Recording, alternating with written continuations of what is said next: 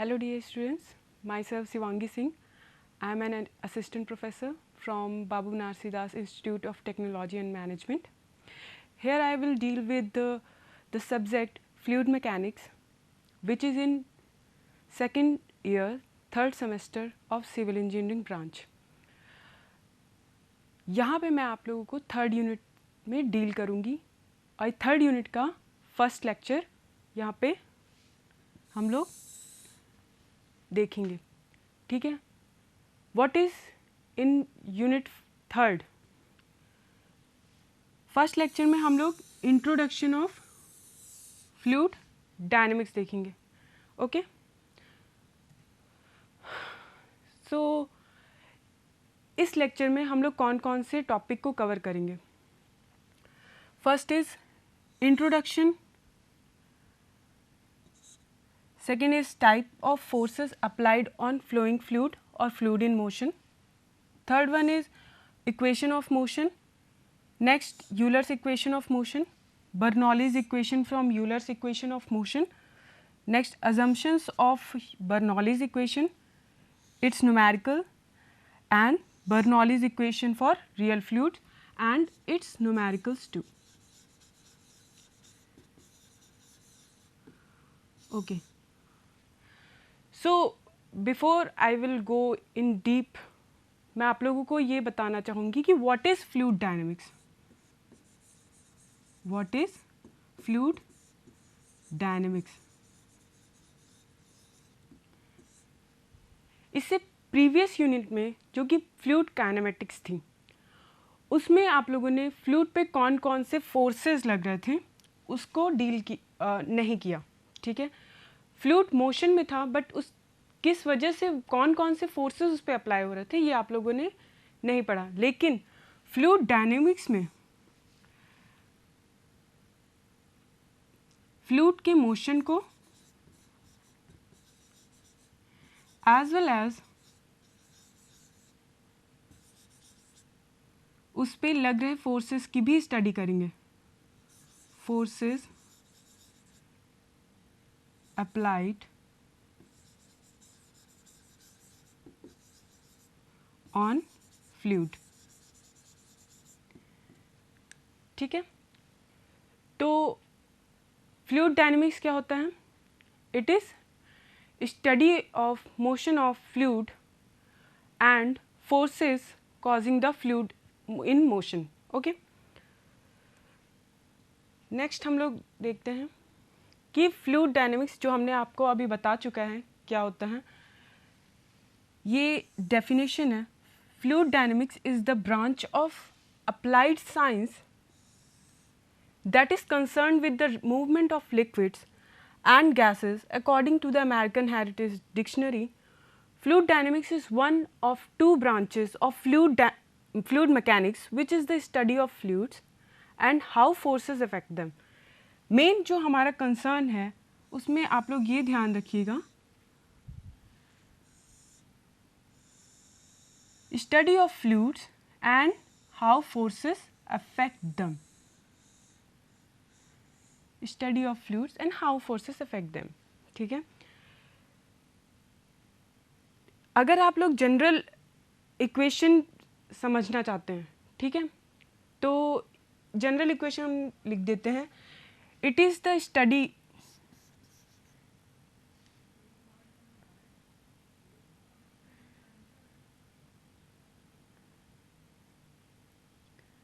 okay. So it is the study of motion of fluid flow along with forces causing the flow.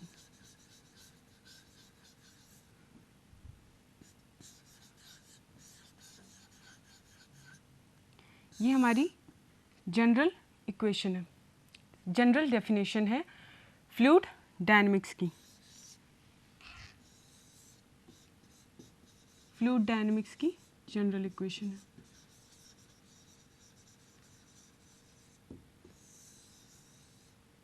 ठीक है, next, types of forces applied on flowing fluid और fluid in motion. तो जब fluid motion में होता है तो उस पर कौन कौन से फोर्सेस लग रहे होते हैं। ठीक है, फर्स्ट है हमारे पास ग्रेविटी फोर्स, सेकंड है pressure force, third is force due to viscosity, fourth is force due to turbulence, and fifth one is force due to compressibility.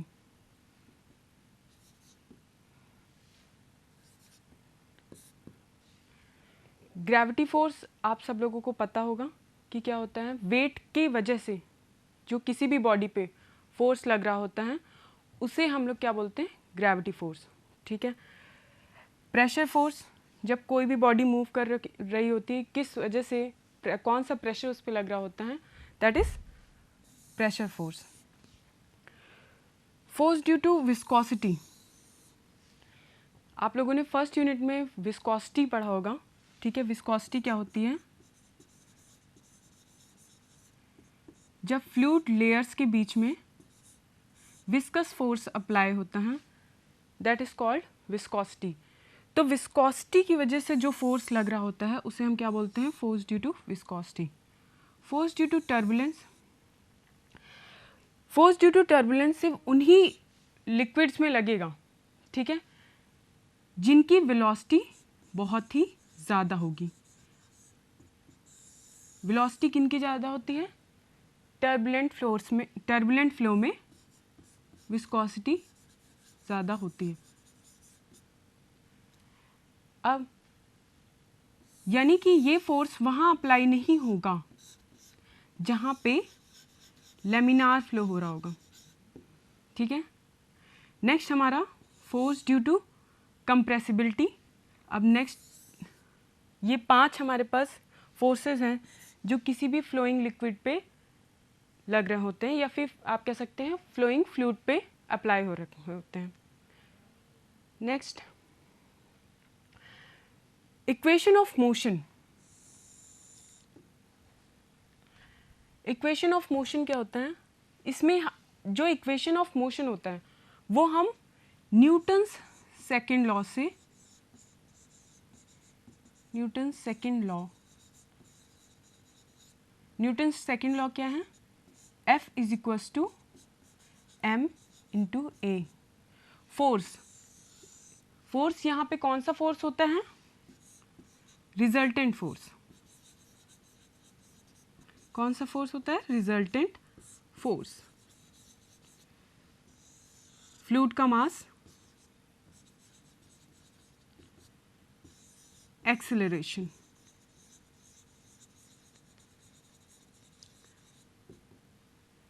ठीक है, तो जब हम किसी भी फ्लोइंग लिक्विड पे हम चेक करेंगे, मान लीजिए यहाँ पे हमने एक कोई भी डायरेक्शन मान रखी है कि लिक्विड x डायरेक्शन के अलोंग फ्लो कर रहा है।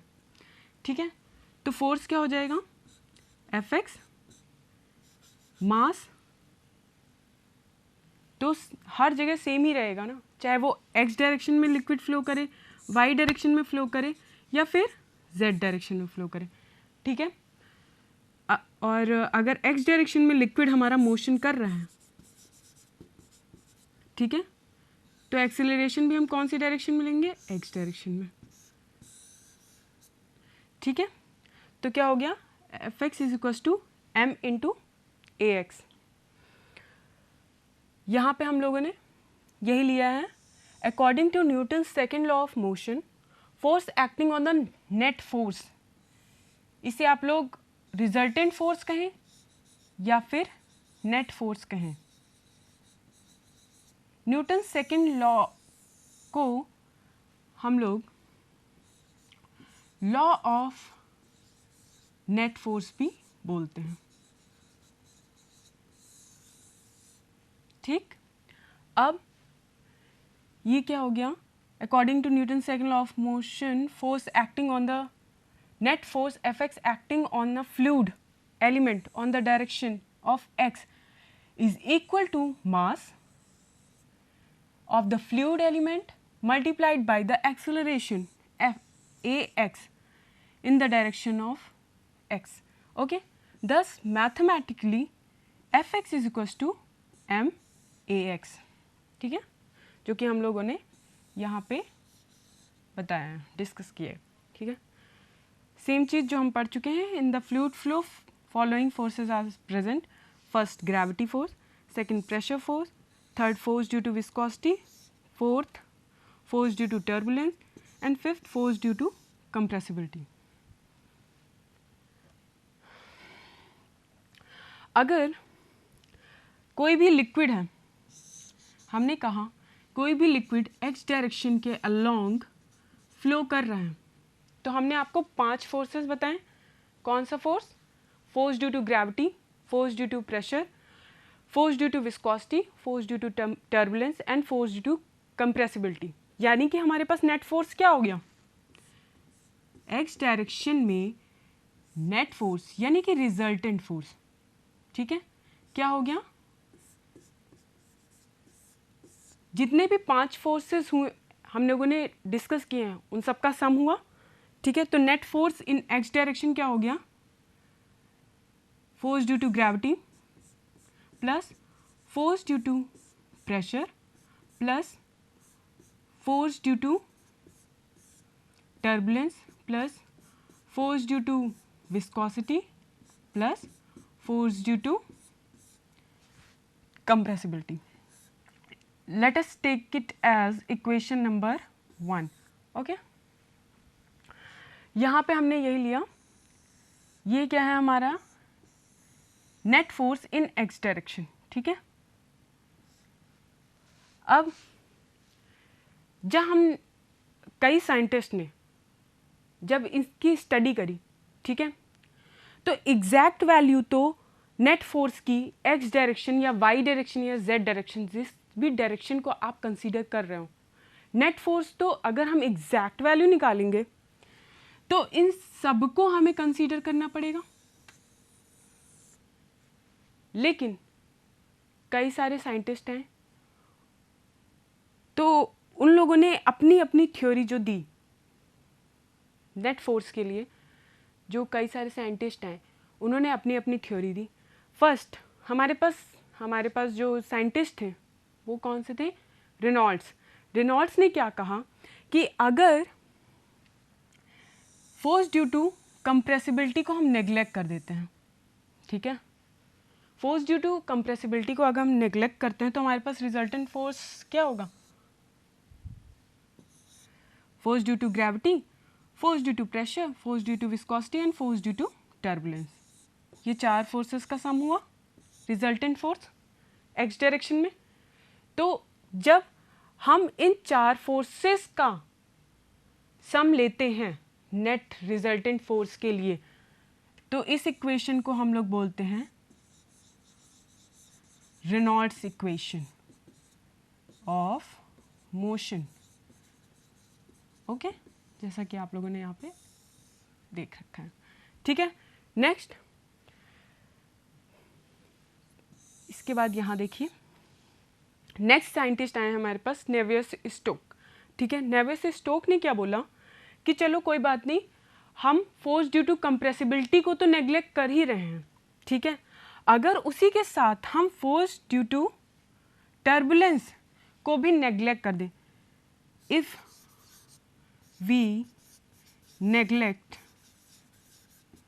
Fc एंड Ft, तो हमें रिजल्टेंट फोर्स क्या मिल जाएगा एक्स डायरेक्शन में? Fx g plus Fx Fxp plus Fx v. ठीक है, तो ये जो हमारे पास रिजल्टेंट फोर्स बना इसको हम लोग क्या बोलते हैं? नेवियर्स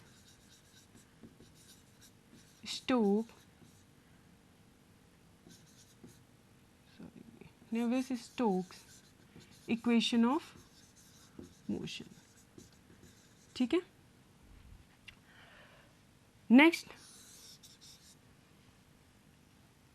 साइंटिस्ट जो आए वो आए यूलर। यूलर ने क्या कहा कि इतने जो फोर्सेस हैं, अगर हम उसमें फोर्स ड्यू टू विस्कोसिटी को भी नेग्लेक्ट कर देते हैं, ठीक है, तो हमारे पास जो रिजल्टेंट फोर्स आता है वो क्या होगा, force due to gravity plus force due to pressure, force due to pressure. इसे हम क्या बोलते हैं, Euler's equation of motion,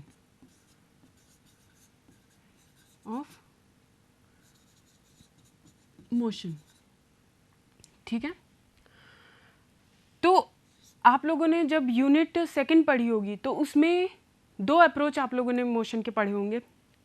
first is Lagrange approach and second is Euler's approach.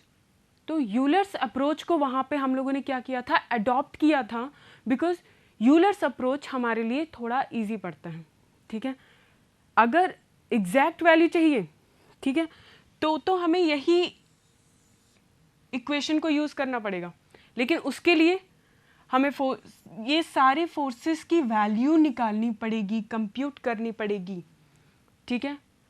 अगर हम कंप्यूट नहीं करना चाहते हैं, इजी बनाना चाहते हैं, तब हम नेग्लेक्ट करते हैं और उस केस में हम लोग यूलर्स अप्रोच को अडॉप्ट करते हैं, क्योंकि हमें ये इजी हो जाता है इक्वेशन को डिराइव करना, ठीक है। तो ये जो चीज़ें हैं कि आपसे एग्जाम्स में वेरी शॉर्ट क्वेश्चंस में पूछ सकते हैं, ठीक है। नेक्स्ट है हमारे पास यूलर्स इक्वेशन ऑफ मोशन। तो यूलर्स इक्वेशन ऑफ मोशन में आप लोगों को पता है यूलर ने कौन कौन से फोर्सेस को अडॉप्ट किया था, pressure force and gravity force, इन दो फोर्सेस को इन्होंने कंसीडर किया था, बाकी जितने भी फोर्सेस थे इन्होंने नेग्लेक्ट कर दिए थे, ठीक है। This equation of motion in which the forces due to gravity and pressure are taken into consideration, this is derived by considering the motion of fluid element along the streamline, ठीक है। हम लोग एक ऐसा सिलेंड्रिकल एलिमेंट फ्लूइड का लेते हैं, assume करते हैं, जो कि स्ट्रीम लाइन के अलोंग फ्लो कर रहा होता है। आप लोगों ने यूनिट सेकंड में stream line, streak line, path line पढ़ा होगा। तो स्ट्रीम लाइन के अलोंग हमारा एक सिलेंड्रिकल एलिमेंट हम लोग एज्यूम करेंगे, जिस पे लग रहे फोर्सेस की हम लोग स्टडी करेंगे, ठीक है। उससे क्या करेंगे, हम लोग यूलर्स इक्वेशन ऑफ मोशन को डिराइव करेंगे, ठीक है। यहाँ पे ये फोर्सेस लग रहे हैं, ठीक है, इसको हम लोग बाद में देखेंगे, पहले हम लोग डायग्राम को अच्छे से समझते हैं। डायग्राम यहाँ पे, इस डायग्राम को आप लोग ध्यान से देखिए। यहाँ पे हम लोगों ने एक सिलेंड्रिकल एलिमेंट एज्यूम किया है। इस सिलेंड्रिकल एलिमेंट ये जो है ये स्ट्रीम लाइन के अलोंग फ्लो कर रहा है, ठीक है। अब इस सिलेंड्रिकल, ये बहुत ही छोटा सिलेंड्रिकल एलिमेंट हम लोगों ने फ्लूइड का कंसीडर किया है, ठीक है, जिसकी लेंथ हमने क्या है, ds मानी है, ठीक है। हमने इस साइड से फोर्स लिया तो कितना हुआ, P into D A. P क्या है, प्रेशर इंटेंसिटी। एलिमेंट का जो एरिया हमने माना है वो एलिमेंट का एरिया हमने माना है क्या, dA, एलिमेंट एरिया, ठीक है। dA क्या है, इस एलिमेंट का एरिया है, ठीक है। तो इस एलिमेंट पे इस साइड से फोर्स कितना लग रहा होगा, P into D A, pressure intensity into area of that element, okay. जब हमने इस साइड से देखा तो यहाँ पे प्रेशर फोर्स कितना लग रहा है, माइन्यूट सा एक्स्ट्रा प्रेशर फोर्स लग रहा है। क्यों, इस सिलेंड्रिकल एलिमेंट की लेंथ की वजह से, क्योंकि हम ds लेंथ आगे बढ़ चुके हैं, ठीक है। जब हम इस फेस पे देखेंगे, मान लीजिए ये ए फेस माना आपने, ये बी फेस माना, ठीक है। जब हम ए फेस पे देखा हमने तो हमें प्रेशर फोर्स मिला PDA। जब हमने DS डिस्टेंस को कवर किया तो B फेज पे हमें कितना फोर्स मिला, P plus del P upon del S into DA। ठीक है, जो इस एलिमेंट की वजह से माइन्यूट सा जो एक्स्ट्रा फोर्स अप्लाई हो रहा है उसकी वैल्यू क्या है, dP upon into DS into DA। ठीक है, ये एक्स्ट्रा फोर्स अप्लाई हो रहा है, लेकिन ये एक फोर्स जो PDA है वो तो लगेगा ही। तो क्या हो जाएगा, फेज B पे टोटल फोर्स हमारा क्या हो जाएगा, PDA plus del P by del S DS into DA। ठीक है, इसमें से हम लोग PDA कॉमन DA कॉमन ले लेंगे। DA अगर हमने इसमें से कॉमन ले लिया तो हमारे पास क्या बचा, P plus del P by del S into DS। ठीक है, यही फोर्स हम लोगों ने यहाँ पे मेंशन किया है। अब ये सिलेंड्रिकल एलिमेंट जो है वो स्ट्रीम लाइन के अलॉन्ग फ्लो कर रहा है। ठीक है, तो हॉरिजॉन्टल से ये एंगल थीटा पे इसके डाउनवर्ड डायरेक्शन में फोर्स लग रहा है। कौन सा force, due to weight, gravity force, जो कि क्या होता है, ग्रेविटी फोर्स क्या होता है, mg। वेट नीचे की डायरेक्शन में लग रहा है, m क्या है, मास, g क्या है, एक्सेलरेशन ड्यू टू ग्रेविटी। मास की वैल्यू क्या होती है, डेंसिटी इनटू वॉल्यूम। ठीक है, तो डेंसिटी हमने एज इट इज लिख लिया, क्योंकि फ्लूइड है, कोई लिक्विड है, उसकी डेंसिटी मान लीजिए लिक्विड है या गैस है जो भी है। ठीक है, फ्लूइड है तो एक ही टाइप का फ्लूइड होगा, तो उसकी डेंसिटी क्या होगी, कांस्टेंट। ठीक है, तो ये डेंसिटी हो गई। वॉल्यूम कितना हो जाएगा, हमने एलिमेंट का एरिया कितना माना, DA। ठीक है, इसकी लेंथ कितनी हमने मानी है, DS। तो ये क्या हो गया, वॉल्यूम हो गया, ये हो गई डेंसिटी m इंटू G, जो कि डाउनवर्ड डायरेक्शन में लग रहा है, किसकी वजह से, वेट की वजह से। अब नेक्स्ट हमने सारे फोर्सेस इस पे देख लिए कि इस फ्लूइड एलिमेंट पे कौन कौन से फोर्स लग रहे हैं। फेज A पे PDA, फेज B पे P plus del P by del S DS into DA। Weight की वजह से डाउनवर्ड डायरेक्शन में कौन सा फोर्स लग रहा है, वेट की वजह से, ग्रेविटी की वजह से। ठीक है, mg, m की वैल्यू हमने निकाल ली और g। लेकिन ये थीटा एंगल पे नीचे लग रहा है। जब इसका हॉरिजॉन्टल कंपोनेंट हम लेंगे, ठीक है, जब इसका अभी ये कुछ ऐसे हॉरिजॉन्टल से थीटा डिग्री पे लग रहा है, जब हम इसका ये mg, जब हम इसका हॉरिजॉन्टल डायरेक्शन में फोर्स निकालेंगे तो क्या हो जाएगा, ये mg cos थीटा। m की वैल्यू आपने निकाली है रो DA DS इंटू जी कॉस थीटा। ठीक है, अब डायग्राम आप लोगों ने समझ लिया है। ठीक है, इस स्लाइड में हम आते हैं।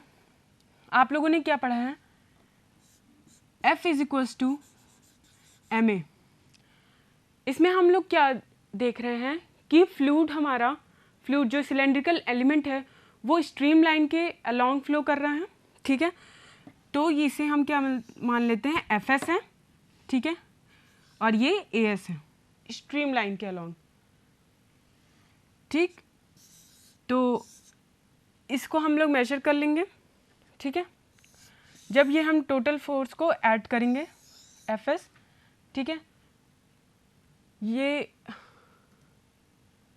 हमारे पास फोर्सेस हैं, इनको हमने ऐड किया, PDA, P plus del P by del S DS into DA, rho G DA DS cos theta, फिर is equals to ma। m क्या है, मास, और as। ठीक है, एक्सेलरेशन। अब as की वैल्यू यहाँ से हम लोग पुट करेंगे। ठीक है, as की वैल्यू हम लोगों ने पुट कर दी, क्या, dv by dt, where v is the function of space and time। ठीक है। तो हमने स्पेस एंड टाइम में इसका फंक्शन लिया, पहले हम लोगों ने क्या किया, इसकी वैल्यूज़ पुट कर दी, ठीक है। del v upon del s into D S by D T plus V del v by del t, यहाँ पे हम लोगों ने इसकी वैल्यू, ये क्या हो जाएगा हमारे पास, D S by D T, ठीक है। हाँ, ये इसको अभी आप लोग रहने दीजिएगा, ठीक है। ये हम आप लोगों ने यूनिट सेकंड में पढ़ चुका है, ये क्या होता है, लोकल एक्सेलरेशन, और ये क्या होता है, कॉन्वेक्टिव एक्सेलरेशन।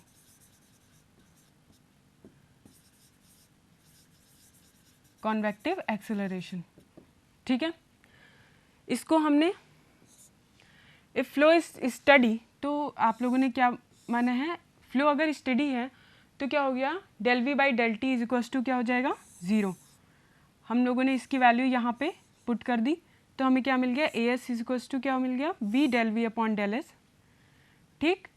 अब हम इसकी वैल्यूज़ पुट कर देंगे। अब यहाँ पे सिर्फ इसका सॉल्यूशन दिया गया है, सॉल्व किया गया है, ठीक है। यहाँ पे हम लोग rho D A D S से हम लोगों ने इस इक्वेशन में डिवाइड कर दिया, तो हमें क्या मिल गया equation, minus del p upon rho D S minus G cos theta is equals to V del v upon del s। Cos theta is equals to हो जाएगा हमारे पास D Z upon D S, क्योंकि जो B point था, ठीक है, उस सिलेंड्रिकल एलिमेंट में वो डी जेड डिस्टेंस पे था, ठीक है, कहाँ से, ए पॉइंट से, और ये हमने लेंथ मान रखी थी डी एस, ये थीटा एंगल पे इंक्लाइन था, ठीक है। तो cos theta is equals to क्या हो जाएगा हमारे पास, D Z upon D S.